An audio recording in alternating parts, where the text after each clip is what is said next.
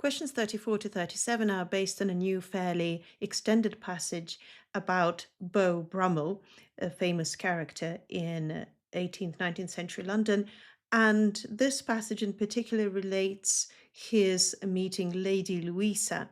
And we are told to concentrate on lines 4 to 6. Remember, if you are given specific line numbers, that is a help. While you can definitely consider the context around those lines to corroborate your answer, it's time saving to focus on those lines in particular. Now, is there evidence that Louisa feels guilty? There is no evidence of guilt whatsoever. Is there any suggestion that she is embarrassed? She comes across at every point as quite confident, though she is towards the end of the passage unsettled by him. But this is not our concern at present. We are looking at lines 4 to 6. Is there any suggestion that she is worried or nervous?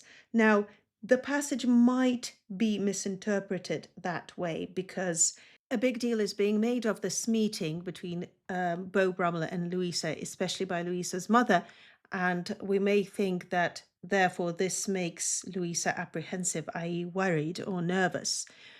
However, if we read lines 4 to 6 with the emphasis on the titles, we will see that our correct answer is B, indignant. Lady Louisa might well have wondered why a Mr. Brummel was celebrated and why a duke's daughter need take care to impress a Mr. Brummel. This is Regency snobbery at its simplest and most direct. She is the heiress of a duke and a duchess. She has a title, whereas Mr. Brummel, by the virtue of being called Mr. Brummel, is clearly a nobody. So she is confused and indeed indignant, does not understand why she is being told to act a certain way in front of this commoner. Question 35 asks us about Beau Brummel's grace. What is the source of this grace? Is it virility? There is no mention of him being virile. It says that his carriage was graceful, his bows were exquisite. There is no manliness or anything suggesting manliness anywhere in the lines that we are supposed to consult here. Is it athleticism? Likewise, actually nothing is said about his build or perhaps his fondness for sports or anything like that, so that is out of the question as well. A genuine desire to please.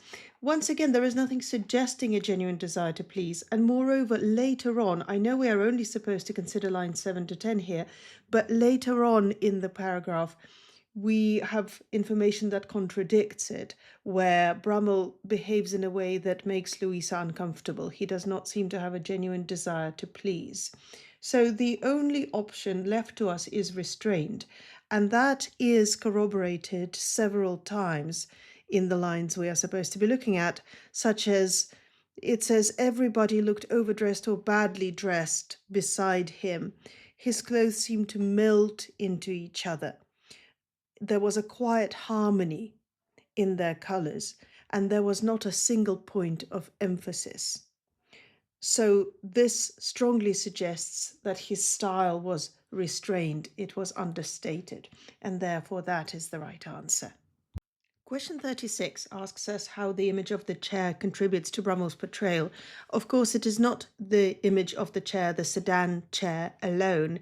It is the image of Brummel being carried in it directly from his dressing room and to the social club for the fashionable that he attends. And the point is that he looks so put together that it is almost as if he was never exposed to the elements like the rest of us. Is this gentle humour that it adds? Is it option D? Well, how gentle is this humour really? It is ridiculing his pristine countenance. It is saying it is as if not a puff of wind disturbed his curls, or there was not a single mud stain on his shoes. This is taking his pristineness to an extreme. So it is perhaps not the most gentle form of humour. Is it C, informality, that is introduced by this image of Brummel being carried in his sedan chair? Well, the tone does not change. Of course, in the extent that all humor is somewhat informal, we could say that it introduces an element of informality, but it is important that the language remains exactly the same. So informality is not our best option for sure. Solemnity would be a bad choice because solemnity is seriousness. And this is not a serious suggestion. It is a suggestion made in jest. The image is a funny one. Therefore, it is absurdity, A, that is our correct answer, because the language that is being used here is one of exaggeration, and Brummel is essentially being ridiculed. He looks ridiculously well put together, and it is therefore a touch of absurdity that this image of the sedan chair affords the narrative. Question 37 deals with the final part of the passage, and it is about Louisa and Brummel's conversation and how it makes Louisa feel. Does she feel inspired by her conversation with Brummel? Now, we can see that she finds some of the things he says not very witty and not profound. Some of the things he says she finds very cutting. She is doubtful about his compliment, so we can hardly say that she is inspired. Does she find the conversation less than impressive, on the other hand? We could certainly think so from what we have just said. However, at the same time, it does go on to say that the things he said were so skillful and so adroit. It does say that his manner was flattering and enticing, that nobody was more agreeable, nobody was more amusing than he was. So, less than impressive would not be entirely correct. Does she find the conversation alien and intimidating? Now, these are both very strong words. Now, they both clearly come from the same social scene, and they seem to be following, at least on the surface, the conventions of that social scene. Louisa herself, as a member of the nobility and a socialite, seems quite comfortable on that scene. And there is no suggestion that she is intimidated. It does say she is puzzled by some of the features of his behavior, but intimidated would be too strong. However, novel and disconcerting seems like a good fit because she is puzzled, because she can't quite put a finger on what it is that is disconcerting about him. The next to last line in the paragraph says that his words had a twist in them that made them stay in one's mind.